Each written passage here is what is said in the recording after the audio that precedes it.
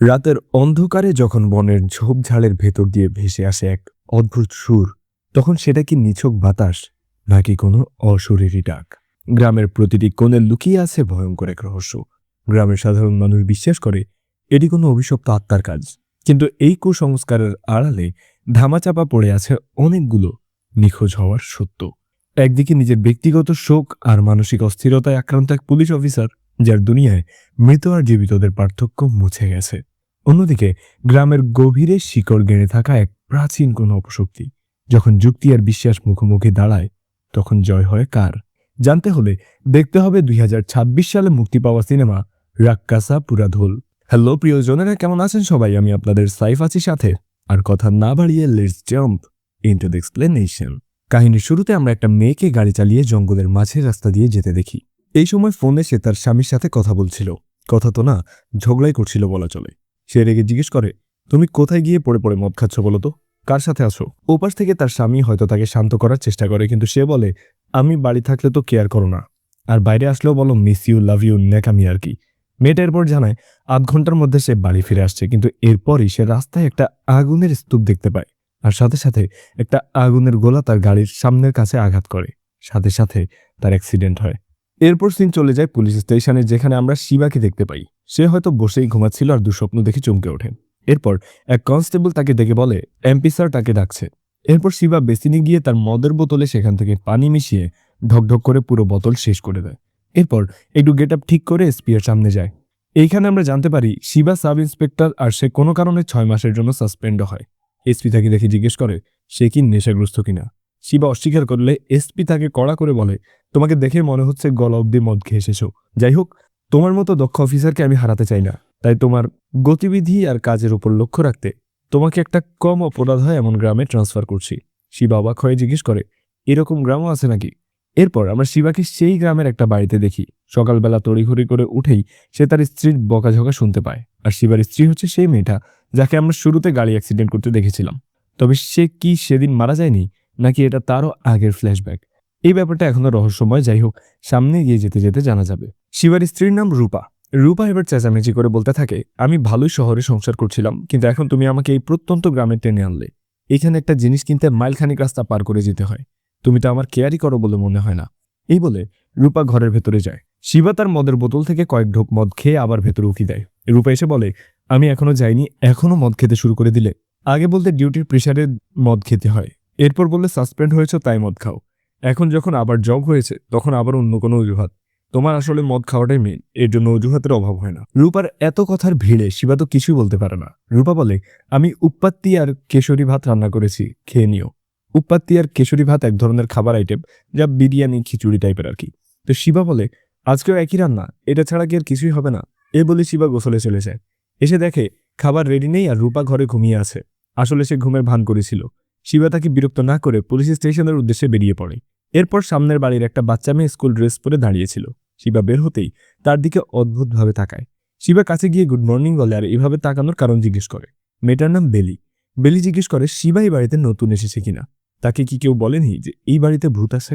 শিবা তার ঘরের দিকে তাকিয়ে জানালায় দাঁড়ানো রূপাকে দেখে। তারপর বেলিকে বলে, ভূতের নাম কি জানো? তার নাম রূপা। এরপর বেলির মা পার্বতী বেরিয়ে আসে আর শিবার কাছে সরি বলে তার মেয়ের কথাবার্তার জন্য। বেলি বলে, আমি তো শুধু এটাই বললাম যেটা আমাকে বুড়ো দাদি বলেছে।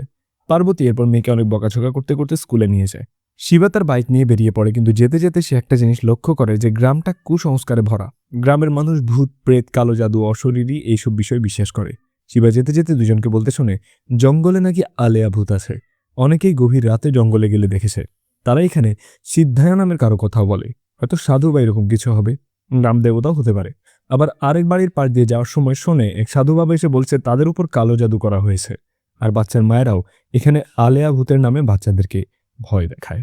শিবা তো 4 রাস্তার মোড়ে ফুল, সিঁদুর, সুতো দিয়ে রাখা একটা জায়গাও পায়, যেটা কুসংস্কার ছাড়া কিছুই না। আবার স্টেশনে আসতে আসতে আরেক দলকে বলতে শোনে তারা সোমবার সিদ্ধায়ের কাছে যাবে হাতের বাঁধার সুতা আনতে। অন্যদিকে আবার একজনকে দেখা যায় গাছের মাথায় উঠে টেকনিশিয়ানকে কল করছে টেলিফোন ঠিক করার জন্য। ইনি হচ্ছেন কনস্টেবল এইচকে। আর পুলিশ স্টেশনের ফোন নষ্ট বলে টেকনিশিয়ান কল করা হয়, কিন্তু কেউ এখনো আসেনি। তাই সে রেগে বলে, আজকে না আসলে সবাইকে ধরে ধরে জেলে ভরে দেব। এইচকে যখন নিচে নামে তার সামনে শিবা উপস্থিত হয়। এসকে এবার তাকেই টেকনিশিয়ান মনে করে আর বলে, তুমি নাকি 2 দিন আগে রওনা দিয়েছো, পুলিশ স্টেশনের রাস্তা চেনো নাকি? এত দেরি হলো কেন? শিবা বুঝতে পারে না কি হচ্ছে। সে জিজ্ঞেস করে, আপনি জানেন আমি কে? এসকে বলে, না জানার কি আছে, তুমি কি মহারাজা নাকি আমাদের স্থিরদায়া যে চিনব না? শিবা এবার জিজ্ঞেস করে, আপনি কে? এসকে নিজের পরিচয় দেয় যে সে কনস্টেবল। শিবা আর কি করে, তার পেছন পেছন যাওয়া ছাড়া আর কোনো উপায়ও দেখছে না। এসকে যেতে যেতে তাকে একটা চেয়ার নিয়ে নিতে বলে, মানে কোথায় শিবার জন্যই সবাই এগিয়ে আসবে তা না, তাকেই কাজ করতে বলছে। এরপর শিবা ভেতরে আসতেই বুঝতে পারে না যে এটা আসলে পুলিশ স্টেশন নাকি কোনো ক্লাব। একজন যাত্রাপালার মতো সেজে আছে, দুজন বাজি ধরে তাস খেলছে, আরেকজন ঘুমাচ্ছে। এর মধ্যে দুজন বলাবলি করে নতুন এসআই নাকি মেন্টাল হসপিটালে ট্রিটমেন্ট নিচ্ছে, একটা পাগলের কমতি ছিল তাও পূরণ হবে। শিবা কথাগুলো শুনছিল। এসকে তাকে কাজে লেগে পড়তে বলে, টেলিফোন ঠিক করার কাজ। শিবা টেবিলে একটা চিঠি রাখে। এসকে ভাবে এটা বিল, তাই বলে কাজ করার আগেই বিল। কিন্তু চিঠি খুলে শিবা যে সাব ইন্সপেক্টর এটা জানতে পেরে লাফিয়ে উঠে সেলুট দেয়। তখন তো দ্রুত ছোটাছুটি শুরু হয়। নতুন এসআই সবাইকে তাদের আসল রূপে দেখে ফেললো, খুবই লজ্জার ব্যাপার। এরপর এক এক করে পরিচয় দেয়। শঙ্কর, হরি, ইন্দিরা, বিল্লিয়াপ্পা সহ আর অনেকেই আছে এখানে যারা শিবার আন্ডারে কাজ করবে। এর মধ্যে একজন এসে বলে, আমি এসেছিলাম ভালো কিছু অর্জন করতে, আর এরা আমাকে খুন্তি ধরিয়ে দিয়েছে। এখন আমি রান্না ছাড়া কিছুই করতে পারি না। সে আসলে এসেছিল শিবার সিম্প্যাথি পেতে, কিন্তু শিবা তাকে তার জন্য ব্ল্যাক কফি বানাতে পাঠিয়ে দেয়। সবাই তো হেসে গড়িয়ে পড়ে। এরপর শিবা জিজ্ঞেস করে, এই গ্রামে নাকি তেমন একটা অপরাধ হয় না, কথা কি সত্যি? এসকে বলে, হ্যাঁ স্যার সত্যি। কিন্তু শিবার সন্দেহ হয়, সে জিজ্ঞেস করে, তোমরা থ্রেড দিয়ে চুপ করিয়ে দাও নাকি আবার? এসকে বলে, স্যার ছোটখাটো ঝামেলা হয়, এরা নিজেদের মধ্যে মিটিয়ে নেয়। এরপর শিবা জিজ্ঞেস করে, এখানে বার আছে কিনা? তারা জানায় বার নেই, কিন্তু গ্রামের বাইরের দিকে একটা ছোট মদের দোকান আছে, সেটা শুধু সন্ধ্যাবেলাতেই খোলে। শিবা বলে, ওদের এনে ভালো করে পিটিয়ে জেলে দিয়ে দাও। তখন একজন বলে, এটা ছাড়া গ্রাম সম্পূর্ণ হয় না স্যার।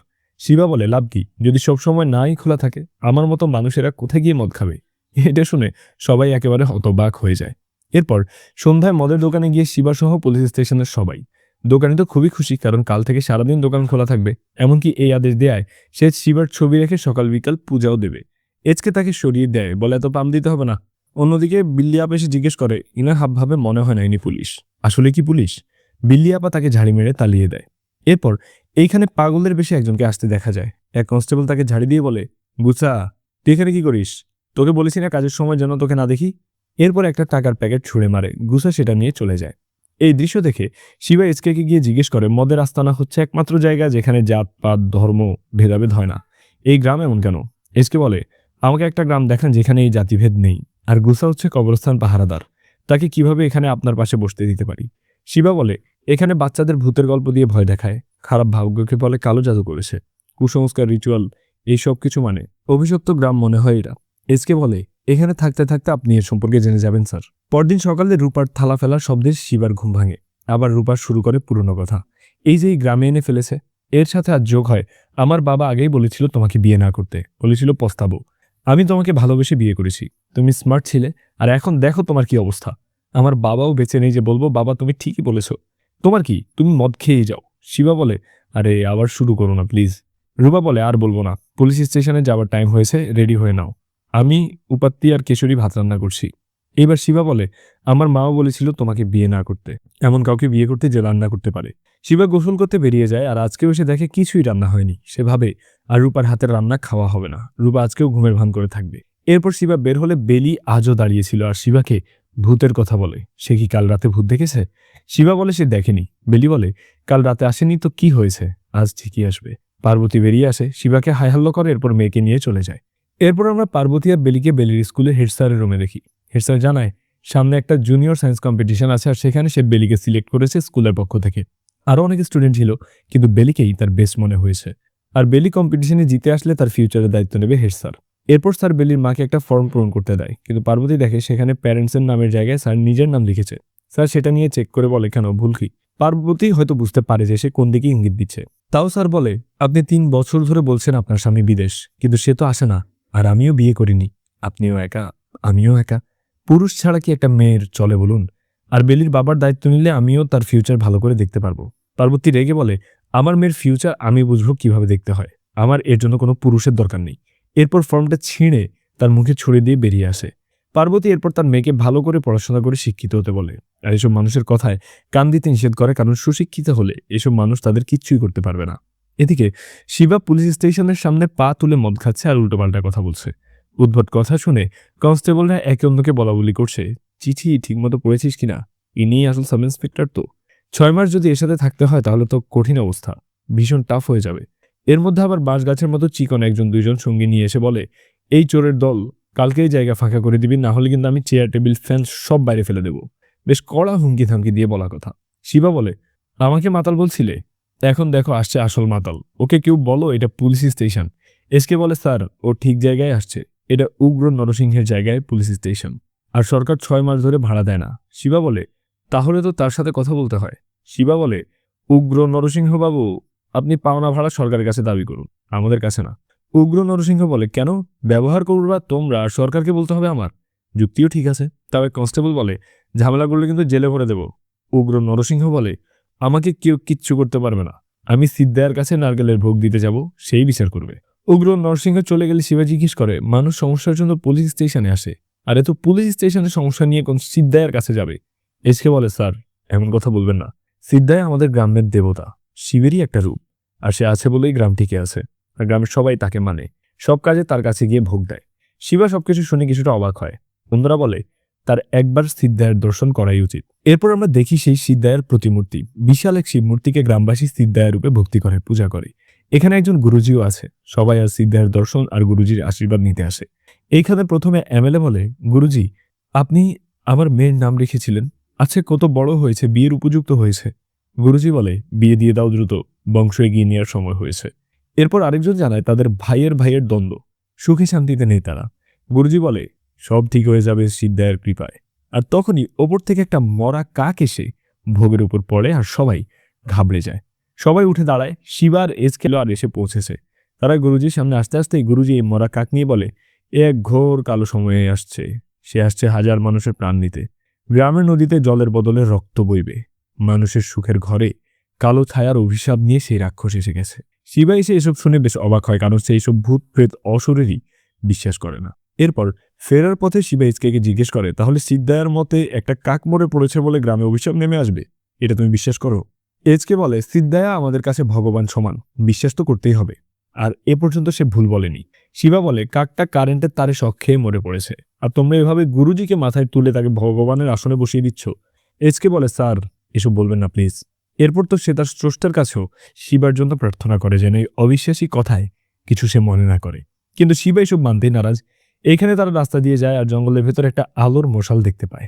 পরদিন আবার পুলিশ স্টেশনের জন্য বের হবার সময় বেলির সাথে শিবার দেখা হয়। এবার শিবা তার পাশে গিয়ে বসে আর বলে, কাল রাতেও ভূত আসেনি। বেলি বলে, তাহলে হয়তো তোমার কাছে ভূত আটকানোর পাওয়ার আছে। শিবা জানালায় রূপার দিকে তাকায়। এবার পার্বতী আসলে শিবা বলে, আজ সে বেলিকে স্কুলে নামিয়ে দেবে, স্কুল তার পথেই পড়ে, তাই সমস্যা হবে না। বাইকে যাওয়ার সময় শিবা বেলিকে জিজ্ঞেস করে, এই যে এত ভূতের কথা তুমি বলো, তুমি কি ভূত দেখেছো? সে দেখেনি, কিন্তু তার দাদি বলেছে ভূত দেখতে কেমন, ধোঁয়ার মতো শরীর, মাথায় শিং, দাঁত ভাঙা, বড় নখ, আর গলায় গলায় একটা মরার খুলি, হাতে একটা ছুরিও আছে, আর এক হাতে মশাল জ্বলে, মাথাটাও যেন একটা আগুনের গোলা। সবাই তাকে আলেয়া ভূত বলে, বাচ্চা আর মেয়েদের প্রতি তার আকর্ষণ। এইসব শুনতে শুনতে শিবা আকাশে ঘন কালো মেঘের মধ্যে সেরকমই একটা অবয়ব যেন দেখতে পায়, আর আঁতকে ওঠে। বেলি জিজ্ঞেস করে, কোনো সমস্যা? শিবা এড়িয়ে যায়। সে বলে, তুমি এখন ছোট, এসব ভূত প্রেত বিশ্বাস না করে পড়ায় মন দাও। এরপর শিবা তাকে স্কুলে নামিয়ে দেয়। বেলি তাকে অপেক্ষা করতে বলে। এরপর বেলি হেড স্যারকে ডেকে এনে বলে, এই যে ইনি আমার বাবা, ইনি আমার হয়ে ফর্মে সই করবেন, আমার মায়ের ব্যাপারে আপনার সাহায্য লাগবে না। মোট কথা, বেলি তার হেড স্যারকে ভরা স্কুলে একটা চরম অপমান করে দিল। শিবা প্রথমে বেলির মুখে বাবা ডাক শুনে শকড হলেও এরপর এটা তার ভালোই লাগে। শিবা যেতে যেতে বেলিকে নিয়ে সুন্দর স্মৃতি কল্পনা করতে থাকে।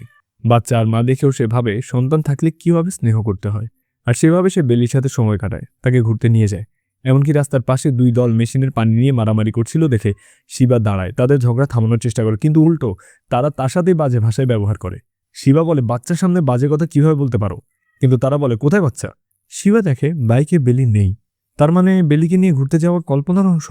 তবু শিবার যেন এইসব কল্পনা করতে ভালোই লাগছিল। বাড়িতে এসে সে রূপাকে কথাটা বলে। রূপার শিবা বাড়ির বাইরে এসে বেলিকে খেলতে দেখে। রূপা বলে, অনেকবার বলে ফেলেছ যে বেলি তোমাকে বাবা বলেছে। শিবা বলে, সে আমাকে বাবা বলার পরে আমার ভেতরে এক আনন্দের অনুভূতি হচ্ছিল। রূপা বলে, আমাদের বাচ্চা থাকলে সেও বেলির মতো হতো। শিবা তাকে সান্ত্বনা দেয়, আফসোস করতে নিষেধ করে। রূপা বলে, তুমি পার্বতীকে বিয়ে করে নাও, এতে বেলি তোমার সাথেই থাকবে। শিবা বলে, কিছু উল্টোপাল্টা বলছো। রূপা বলে, আমি তোমার বউ হয়ে বলছি, তাহলে তোমার বিয়ে করতে অসুবিধা কি? শিবা বলে, আমার বিয়েতে আপত্তি নেই, কিন্তু তাকে কে বলবে? এইবার রূপা বলে, আমি মজা করছিলাম, আর তুমি সত্যি বিয়ে করতে চাইছো? অভিমান করে বসে আর শিবা তার রাগ ভাঙাতে থাকে। এরপর পার্বতী এসে বলে, আমি খুবই দুঃখিত, বেলি আমাকে বলেছে সব। শিবা শিবা বলে, আমি কিছুই মনে করিনি, আমার খারাপ লাগেনি। এরপর পার্বতী বলে, বেলির জন্মের পরপরই তার বাবা মার্ডার কেসে ফেঁসে জেলে যায়। কিছু বছর পরে আমরা এখানে চলে আসি আর তার বাবা বিদেশে কাজ করে। এই মিথ্যে দিয়েই চালাই। এমন না যে বেলি বাবা চায়, সে বড় হচ্ছে, সে বুঝতে পারে। সে চায় আমাকে কেউ বাজে চোখে না দেখুক। একা মেয়ে মানুষ দেখলে কত মানুষেরই কুপ্রবৃত্তি জেগে ওঠে সমাজে। পার্বতী এটাই বোঝাতে চেষ্টা করেছে। তো এরপর পার্বতী শিবার পরিবারের সম্পর্কে জিজ্ঞেস করে, মানে এটা তো জানে সে পুলিশ পরিবার, কিন্তু পরিবারে কে আছে, বিবাহিত কিনা, একা থাকে কেন, বউ কোথায়, এইসব। বউ পাশে দাঁড়িয়ে, কিন্তু তাও সে জিজ্ঞেস করছে তার বউ কোথায়। এখানেই রহস্য। শিবা আর রূপা একে অন্যের দিকে তাকায়। এরপর শিবা পার্বতীকে বলে, আমি বিবাহিত, 1 বছর হলো আমার স্ত্রী মারা গেছে গাড়ি অ্যাক্সিডেন্টে। মানে শুরুতে যে অ্যাক্সিডেন্ট আমরা দেখি সেটাই রূপা মারা যায়। শিবা এটাও বলে যে রূপা তখন 6 মাসের প্রেগনেন্ট ছিল। শিবার গলা কাঁপতে থাকে। এরপর সে আরো ভয়ঙ্কর একটা কথা বলে, তার স্কিজোফ্রেনিয়া নামক মেন্টাল ডিসঅর্ডার আছে, যা ট্রিটমেন্ট চলছে। আর এই জন্য সে কোনো কিছু গভীরভাবে ভাবলে বা তার প্রিয় মানুষ যারা তাকে ছেড়ে চলে গেছে সে তাদেরকে দেখতে পায়। পার্বতী ভয়ে ভয়ে জিজ্ঞেস করে, মানে আপনি এখন আপনার স্ত্রীকে দেখেন? শিবার সেদিনের কথা মনে করে। অ্যাক্সিডেন্টে মারা যাওয়ার 4 ঘন্টা পরেও শিবা বিশ্বাস করতে পারেনি যে সে মারা গেছে। এমনকি এতদিন যে রূপার সাথে সে ঝগড়া করে সবই তার কল্পনা। এখনো রূপা কল্পনায় তার পাশে দাঁড়িয়ে আছে। রূপা বলে, সে কনফিউজ হয়ে গেছে, তাকে আমাদের বাসায় এসে চা খেতে অফার করো। শিবা তাই বলে পার্বতীকে, কিন্তু সে রিস্ক নেয় না। সেও হয়তো শিবাকে পাগল ধরে নিয়ে ভয় পেয়েছে। দ্রুত গিয়ে মেয়েকে নিয়ে ঘরে ঢুকে দরজা লাগিয়ে দেয়। রূপা বলে, তাকে এসব বলা ঠিক হয়নি, এখন তোমাকে বেলির সাথে দেখা করতেও দেবে না। শিবা বলে, সমস্যা নেই তাতে আমার। এরপর আমরা গুলসাইকে দেখি, সে তার ভাঙ্গা বাড়িতে আসে আর তার বউকে কিছু চাল দিয়ে রান্না করতে বলে। বউ রেগে বলে, সপ্তাহে একবার যদি খাবারের ব্যবস্থা করতে পারো তাহলে সংসার কি চলবে? গুসা বলে, গ্রামের কেউ না মারা গেলে তো আমি আয় করতে পারি না। তখন তার বউ বলে, এভাবে যদি মরার জন্য অপেক্ষা করতে হয় তাহলে বাচ্চাদের কি খাওয়াবো? গুসা জিজ্ঞেস করে, তাকে কি করতে বলো? তার বউ তাকে বলে ভয় না পেয়ে প্ল্যান শুনতে। এরপর আমরা একটা মেয়েকে মাঝ রাস্তায় অটো দিয়ে নামতে দেখি। তারপর সে হেঁটে ফিরছিল, তখন হঠাৎ তার মনে হয় কেউ তাকে ফলো করছে। পেছনে তাকাতেই সে চমকে যায়। আগুনের মশালে জ্বলন্ত কাউকে দেখছে সে, এমনটাই মনে হয়। মেয়েটার করণের ছিল 3 পিস। পরের দিন শিবা বের হওয়ার সময় দেখে বেলিদের বাড়িতে তালা মারা। রূপা বলে, দেখেছো, আজ তারা তালা মেরেই ভেঙেছে। তোমার কাল ওভাবে বলা উচিত হয়নি। এরপর শিবার ফোনে থানা থেকে কল আসা, বোঝাই যায় কেসটা সিরিয়াস কিছু। এইবার আমরা দেখি কনস্টেবল না একটা লাশ দেখে বোঝার চেষ্টা করছে এটা কার লাশ হতে পারে, কারণ মুখ সম্পূর্ণ পুড়িয়ে দেওয়া হয়েছে। তার গায়ে ছিল বিয়ের মতো শাড়ি গয়না। সবাই বলাবলি করছে আলেয়া ভূত তাকে মেরেছে। খবর দ্রুত ছড়িয়ে পড়ে আর গুরুজিও খবর পায়। সে বলে সে দানব হয়ে এসে গেছে গ্রামের ক্ষতি করতে। ঘোর অভিশাপের সময় চলছে। শিবা ঘটনাস্থলে উপস্থিত হয়। এজকে জানায় সবাই বলাবলি করছে আলেয়া ভূত তাকে মেরে ফেলেছে। এখন কি সিদ্ধার কাছে নিয়ে যাব? শিবা বলে, কেন? অন্তিম সংস্কার করতে। এরপর শিবা উপস্থিত জনগণকে ভালো করে দেখে। একজন আবার হাত লুকিয়ে ফেলে হাতের পোড়া দাগ লুকাতে। গুসাকে তার স্ত্রী শান্ত থাকতে বলে। শিবা এরপর জিজ্ঞেস করে, লাশ আগে কে দেখেছে?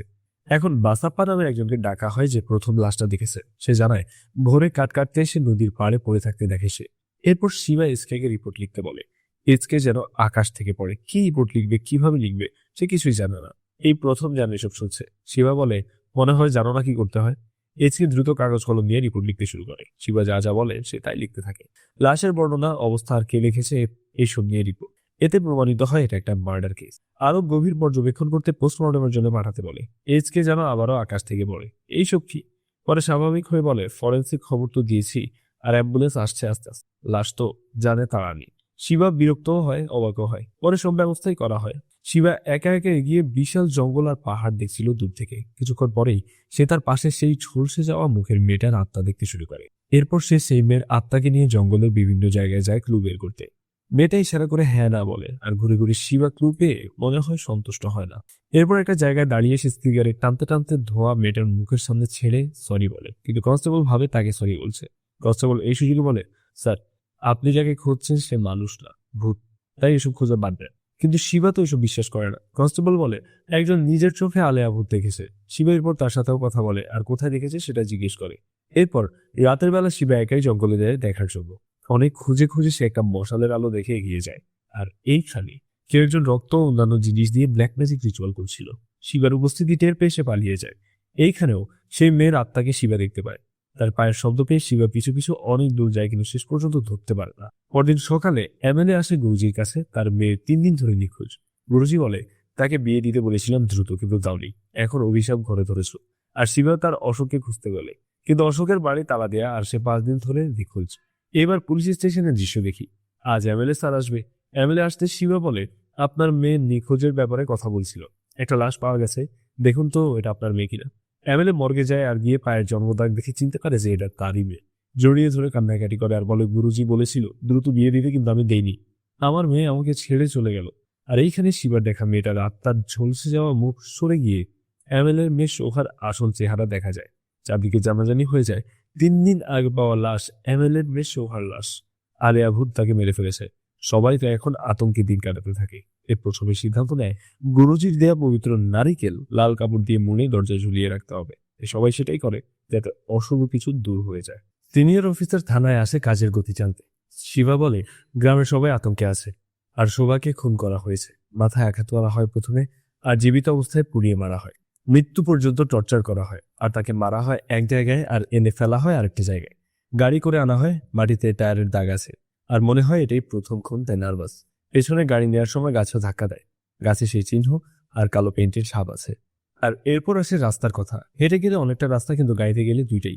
শিবা দুইটাই চেক করে, তেমন কিছু জানতে পারে না বলে জানায়। তবে সবাই আলেয়া ভূতের কথা বললেও আরেকটা নাম আসে, সেটা অশোক। অশোক এখন নিখোঁজ, তবে শোভা আর অশোকের প্রেমের সম্পর্ক ছিল, কিন্তু এমএলএ জেনে গেলে মেনে নেয়নি। এরপর অশোককে মারধর করে মিথ্যা কেসে ফাঁসিয়ে জেলে দেওয়া হয়। 6 মাস পরে জেল থেকে বের হয়ে অশোক অনেক রেগেছিল, আর বাবা মেয়ের দুজনকেই মারার কথাও বলেছিল। এরপর আসে অশোকের প্ল্যান। সে এখনো শোভাকে ভালোবাসে বলে মিথ্যা নাটক করে, একসাথে পালিয়ে যাবার কথা বলে, আর অশোককে এরই মধ্যে জঙ্গলে দেখাও যায় ঘটনার আগে। শিবার মতে অশোক খুনি, আর সে জঙ্গলে লুকিয়ে আছে। শিবা আজ রাতের মধ্যে অশোককে ধরে আনার চেষ্টা করবে বলে। এরপর সিনিয়র অফিসার তাকে শরীরের যত্ন নিতে বলে চলে যায়। রাতে সব কনস্টেবল মিলে জঙ্গলে খুঁজতে আসে। তারা বলাবলি করতে শুনেছে যে এখানে সাপ, বিচ্ছু আর বাঘও আছে। এখন আমরা কি কাউকে খুঁজতে আসলাম নাকি মরতে আসলাম? স্যারজি কি বলতে চাইছে? আলেয়া ভূত সব করেছে, কিন্তু সে তো বিশ্বাস করতে চায় না। সব কনস্টেবল ভয়ে ভয়ে সার্চ করতে থাকে। শিবা তাদের কাজে মন দিতে বলে।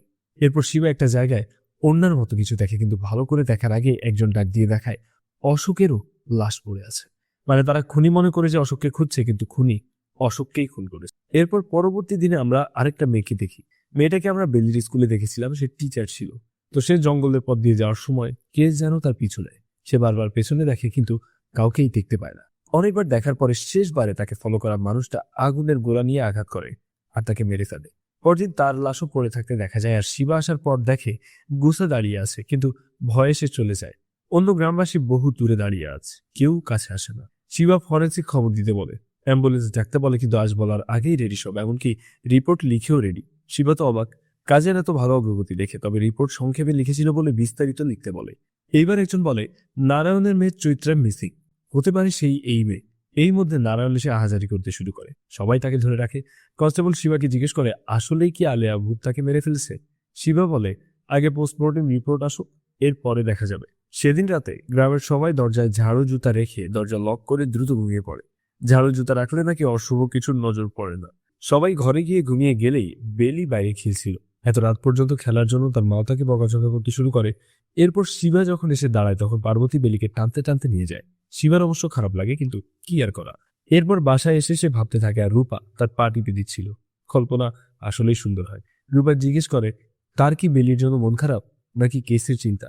শিবা তখন ভাবছিল আরো দুজনকে দেখতে পাচ্ছে এটা নিয়ে, মানে এখন শোভা আর চৈতার আত্মাও তাদের সাথে থাকে।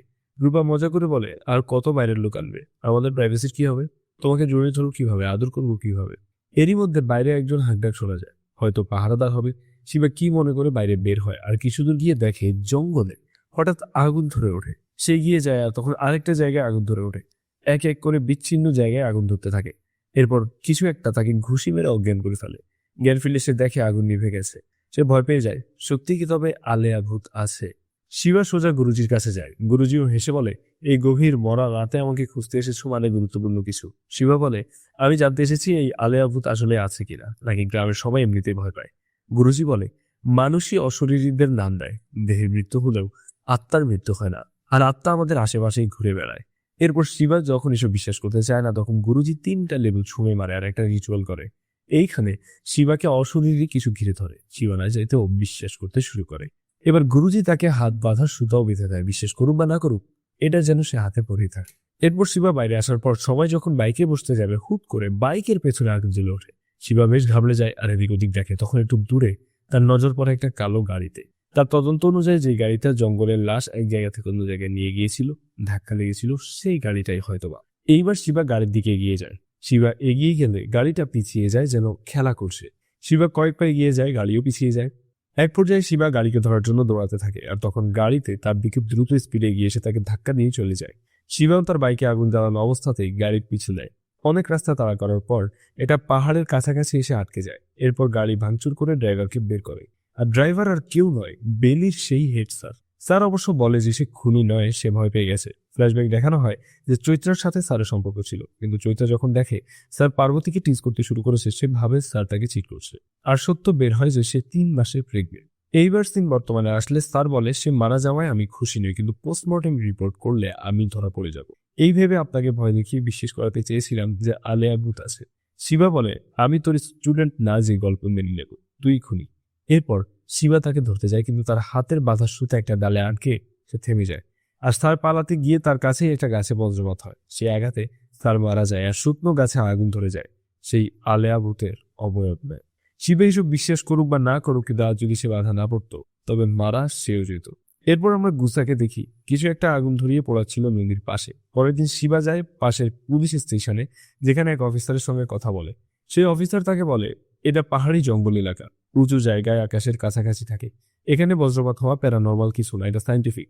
শিবা জিজ্ঞেস করে তাহলে হেডস্যারের মৃত্যু কি স্বাভাবিক? অফিসার বলে হ্যাঁ, সেটা স্বাভাবিক, বজ্রপাতে মৃত্যু হয়। শিবা তখন আগুনের মধ্যে যে অবয়ব দেখেছে সেটার ব্যাপারে জিজ্ঞেস করে, আর তখন লোকটি বলে এটা তার মতিভ্রম। তাকে ঠিকমতো ওষুধ নিতে বলে আর উল্টোপাল্টা চিন্তায় বাদ দিতে বলে। এরপর শিবা অন্যদের সাথে মদের আস্তানায় যায়। সেখানে এসকে মাতাল হয়ে বলছিল এইসব ভূতপ্রেত কিছু না, আমি সামনে পেলে তো তার কলিজা থেকে হার্ট বের করে আনবো। আর তখনই গুসা চলে আসে আর এসকে তো সেই লেভেলের ভয় পেয়ে যায়, আরেকজনের কোলে উঠে গিয়ে বসে। তখন সে কনস্টেবল বলে তুমি না ভূতের কলিজা উপরে আনবা, তো এখন গুসাকে দেখে ভয় পেলে কেন? অন্যদিকে শিবার গুসাকে দেখে সন্দেহ হয়, কারণ প্রতিটা মার্ডার কেসে লাশ যখন পাওয়া যায় গুসাকেও সেখানে দেখা যায়। শিবা এবার গুসাকে ফলো করতে থাকে আর গুসাও পালাতে থাকে জঙ্গলের দিকে। শিবা তাড়া করতে করতে এক পর্যায়ে তাকে ধরে ফেলে। গুসা বলে স্যার আমি কিছুই করিনি, আমাকে ছেড়ে দিন। শিবা বলে কিছু করিসনি তো, দৌড়াচ্ছিলি কেন? আর প্রতিটা মার্ডার কেসে তোকে দেখা যায় কেন? শিবা তাকে চেপে ধরে। এইবার গুসার বউ এসে শিবাকে বলে তার স্বামীকে ছেড়ে দিতে। তারা কোনো দোষ করেনি, তারা তো এমনি নিচু জাত বলে অবহেলিত, শুধু কেউ মারা গেলেই তাদের ডাক আসে। শিবা বলে তাহলে টাকা ইনকাম করতে মানুষ মারতে হবে, কিন্তু গুসা তার বউ বলে তারা এসব করেনি আর করবেও না। শিবার কি আর করা, সে চলে আসে। বাড়িতে আসার পর সে দেখে বেলি আর তার মায়ের বাড়ির দরজা খোলা ছিল। শিবাকে দেখে পার্বতী দরজা বন্ধ করে দেয়, মানে এখনো তাকে নিয়ে সে ভয় পায়। শিবা বাড়িতে বসে চিন্তা করতে থাকে, আর এইখানে রূপা, শোভা আর চৈত্রের আত্মাও ছিল। তারা নিজেদের মধ্যে এক প্রকার ঝগড়া শুরু করে। শিবা বলে তোমরা চুপ করো, আমাকে ভাবতে দাও। পরের দিন সকালে গ্রামের এক গাছে কান্তরাজ নামের এক বৃদ্ধের ঝুলন্ত লাশ পাওয়া যায়। গ্রামবাসী এসে জড়ো হয় এখানে। একজন বলে কালই তার সাথে বাজারে গিয়েছিলাম। এরপর শিবা এখানে আসে আর বিস্তারিত জিজ্ঞেস করে। আরো জিজ্ঞেস করে কেউ আছে কিনা।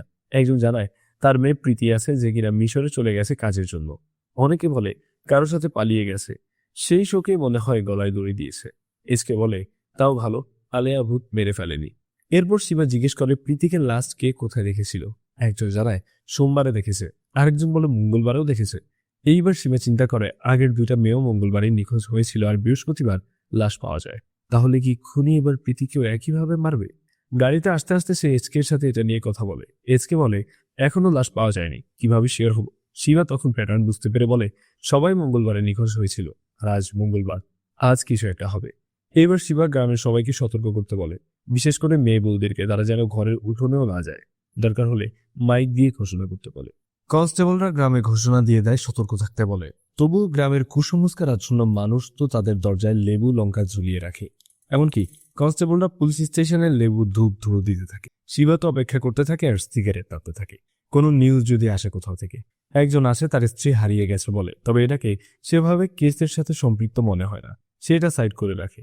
এইভাবে সন্ধ্যা হয়ে যায়, কিন্তু কোনো নিউজ নাই। কনস্টেবলরা এক এক করে চলে যাচ্ছিল ডিউটি শেষ করে। তারা বলাবলি করছিল এটা আলেয়া ভূতেরই কাজ, কেন যে স্যার বিশ্বাস করছে না। এদিকে রাতের বেলায় বেলি জোনাকি পোকার পিছু তাড়া করতে গিয়ে বাড়ি থেকে বহু দূরে চলে আসে। তার মা তাকে আটকাতে চলে আসে আর বকা দিতে দিতে ঘরে যেতে বলে। শিবা গাড়ি করে পুলিশ স্টেশন থেকে ফেরার পথে রাস্তায় বেলিকে অজ্ঞান হয়ে পড়ে থাকতে দেখে। শিবা তো অস্থির হয়ে যায়, যেন তার নিজের মেয়ে আহত। দ্রুত হাসপাতালে নিয়ে যায় সে। সেখানেই তার চিকিৎসা হয়। বেশি একটা আঘাত লাগেনি, ডাক্তার ব্যান্ডেজ করে দেয়। এরপর শিবা তার সাথে দেখা করতে আসে, কিন্তু বেলি তার মাকে খুঁজতে থাকে। শিবা জিজ্ঞেস করে তার মায়ের কি হয়েছে।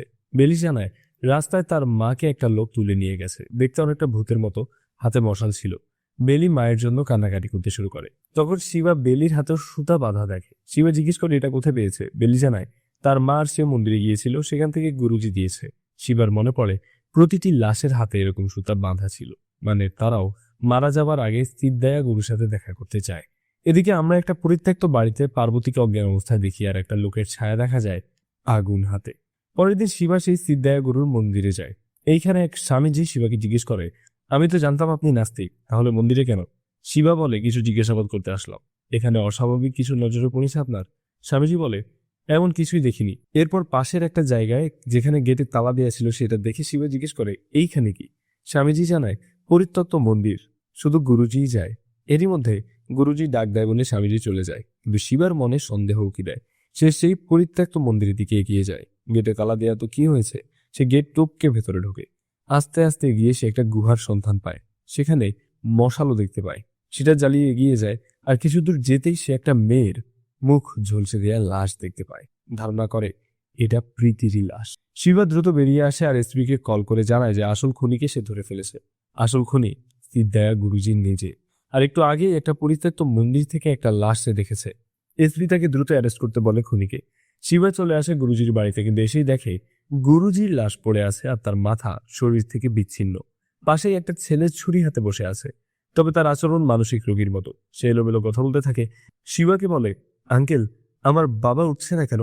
আপনি বাবার মাথাটা সেলাই করে জুড়ে দিন। আর বাবা বাবা বলে কান্না করতে থাকে ছেলেটা। কে বলবে সে মানসিক রোগী নয়, কিন্তু আসলে কি তাই, নাকি এইসব কিছু অভিনয়, সেটা একটু পরেই জানা যাবে। এদিকে সিদ্ধায়া গুরুর মৃত্যুর খবরে পুরো গ্রাম তার বাড়িতে চলে আসে। সবাই কান্নায় ভেঙে পড়ে। তবে তাদের একটাই কথা, গুরুজির যে সন্তান ছিল এটা কেউ জানতোই না। এমনকি স্বামীজি এত কাছ থেকেও গুরুজির সেবা করতেন, তিনিও জানতেন না। সবাই বলাবলি করে এরকম মৃত্যু কখনোই কাম্য ছিল না, তবে পাপ করে কেউই ছাড় পায় না। এইবার ছেলেটাকে থানায় এনে এসকে জিজ্ঞাসাবাদ করতে থাকে, কিন্তু সে শুধু বাবা বাবা করে। বাবার কাছে যাবে, এর বাইরে সে কিছুই বলে না। তার কি নাম, গুরুজি তার কে হয়, শোভা বা চৈতাকে সে চেনে কিনা, এইসব কিছুই বলে না। উল্টো ধমক দিলে প্যান্টে বাথরুম করে দেয়। এরই মধ্যে এসপি স্যার আসলে তাকে রিপোর্ট করা হয় যে ছেলেটা মানসিক রোগী, মনে হয় না কিছু বলতে পারবে। শিবা বলে সে একটা চান্স চায়।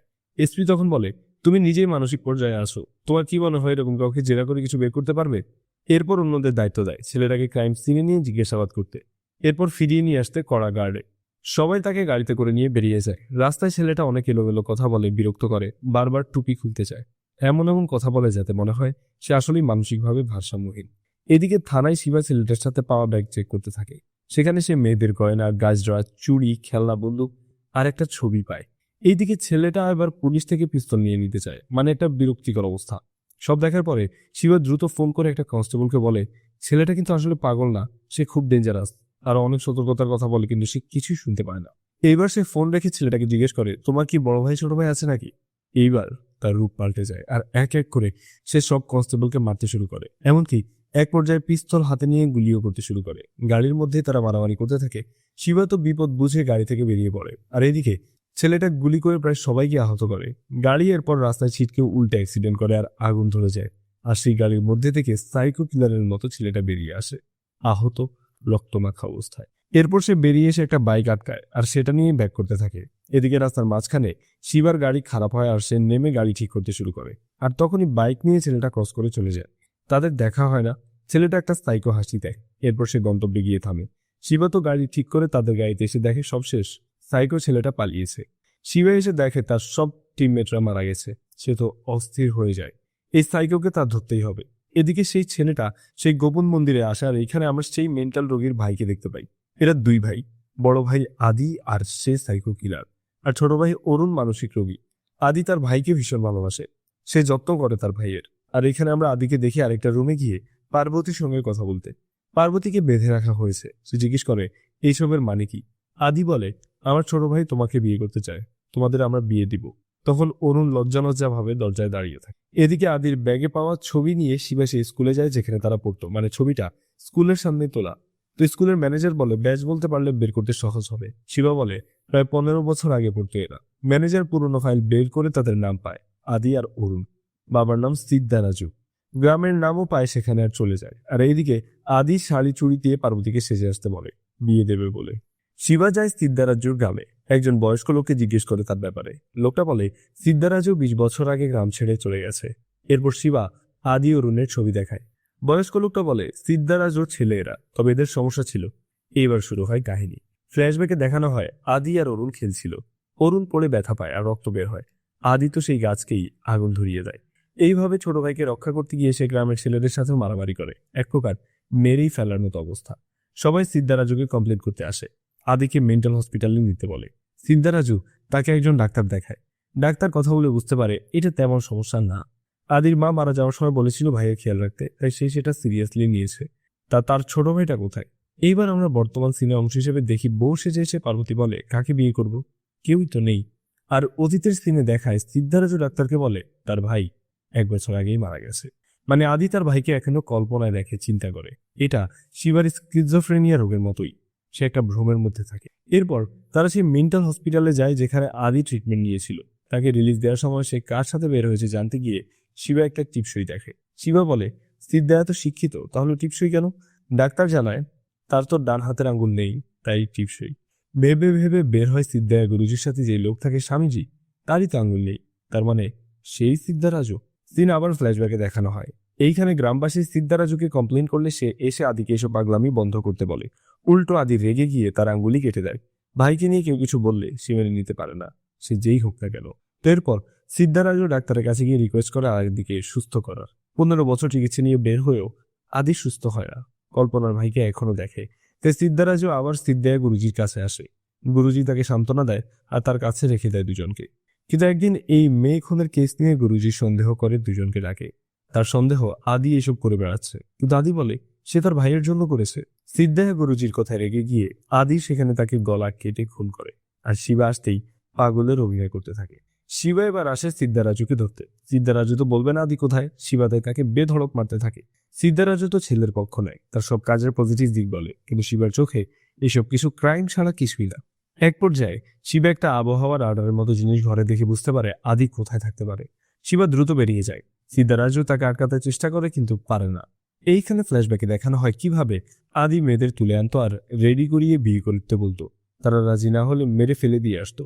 তাই তো মেয়েগুলো সাধারণ পোশাকে থাকলেও তাদেরকে পাওয়া যেত বিয়ের পোশাকে। এভাবে এক এক করে শোভা, চৈত্রা, এমনকি পার্বতীকেও কিভাবে কল্পনায় অরুণ পছন্দ করেছে আর কিভাবে তাদেরকে আদি তুলে এনেছে, এইসব ঘটনা ফ্ল্যাশব্যাকে দেখানো হয়। সবাই বলছে এখানে কেউই নেই, তাই আদি তাদেরকে মেরে ফেলেছে। অশোককেও আদি মেরেছে কারণ শোভাকে তো তার ভাই পছন্দ করে। এইবার পার্বতীর পালা। পার্বতী বারবার বলে এইখানে তো কেউ নেই। আর এইবার আদি রাগে তার মাথায় বাড়ি দিয়ে অজ্ঞান করে দেয়। এরপর টানতে টানতে বাইরে নিয়ে যায়। অনেকগুলো কাঠ জড়ো করে আগুন ধরায় আর সেই আগুন এসে পার্বতীকে পোড়াবে। এদিকে শিবাও আসতে থাকে এদিকে, কিন্তু কি মনে করে আদি আর পার্বতীকে পুড়িয়ে মারে না। শিবা এসে কাউকেই খুঁজে পায় না। এরপর শিবা খুঁজতে খুঁজতে আদিকে পায়, আর সে তো শিবার সাথে মজা করতে শুরু করে। আদির পাগলামিতে শিবা বিরক্ত হয় আর দুজনের মধ্যে মারামারি বাঁধে। কেউ কাউকে ছাড়ার পাত্র নয়। আগুনের কাঠ দিয়েও মারতে থাকে। আর এরপর মারামারির এক পর্যায়ে শিবা আদিকে বেঁধে ফেলে গাছে আর অনেক মারতে থাকে। এরপর জিজ্ঞেস করে পার্বতী কোথায়, কিন্তু উত্তর আসে না। শিবা এবার দূরে গিয়ে ভাবতে থাকে আর সে এবার কাটা দিয়ে কাটা তুলবেই। যেহেতু আদি কল্পনায় অরুণকে দেখাতে শিবা অভিনয় করে যে সে অরুণকে ধরে খুন করবে। এভাবে শিবা দেখায় যে অরুণকে সে পাহাড়ের খাতের কাছে দাঁড় করিয়েছে। আদি ভয় পেয়ে যায়। ভাইয়ের প্রতি ভালোবাসা তাকে যেন নরম করে দেয়। সে বলে দেয় পার্বতীকে সে কোথায় পুঁতে রেখেছে। শিবা সেখানে ছুটে যায়, পার্বতীর দেহ বের করে গাড়িতে করে নিয়ে চলে আসে। আদি এখনো ভাবে অরুণ খাদের কিনারায় দাঁড়িয়ে আছে। আদি তার হাতের বাঁধন খুলে যেতে যেতে অরুণ নিচে পড়ে যায় আর আদিও লাফ দেয়। আর তখন সে নিজেও নিচে পড়ে মারা যায়। এরপর পার্বতী সুস্থ হলে শিবা, বেলি আর পার্বতী একসাথে সংসার শুরু করে। আর এখন পার্বতী তাকে ভয় পায় না। কিন্তু বেলিকে স্কুলে নেয়ার পথে শিবা হঠাৎ দেখে মুখে মাথায় ব্যান্ডেজ করা আদি দাঁড়িয়ে যেন হাসছে। সে ছুটে যায়, কিন্তু সেখানে আদি নেই। মানে এখন শিবার কল্পনায় সে আদিকেও দেখছে। আর এইখানেই এই হরর মিস্ট্রি থ্রিলার গল্পের শেষ হয়। তো প্রিয়জনেরা, এই ছিল আমাদের আজকের মুভি এক্সপ্লেনেশন। ভিডিওটি আপনাদের কেমন লাগলো তা কমেন্ট করে জানাতে ভুলবেন না। ভালো লাগলে লাইক করুন এবং শেয়ার করুন আপনার বন্ধুদের সাথে। আপনাকে গল্পটি শোনাচ্ছিলাম আমি সাইফ। আজকে বিদায়, শীঘ্রই দেখা হবে আবার।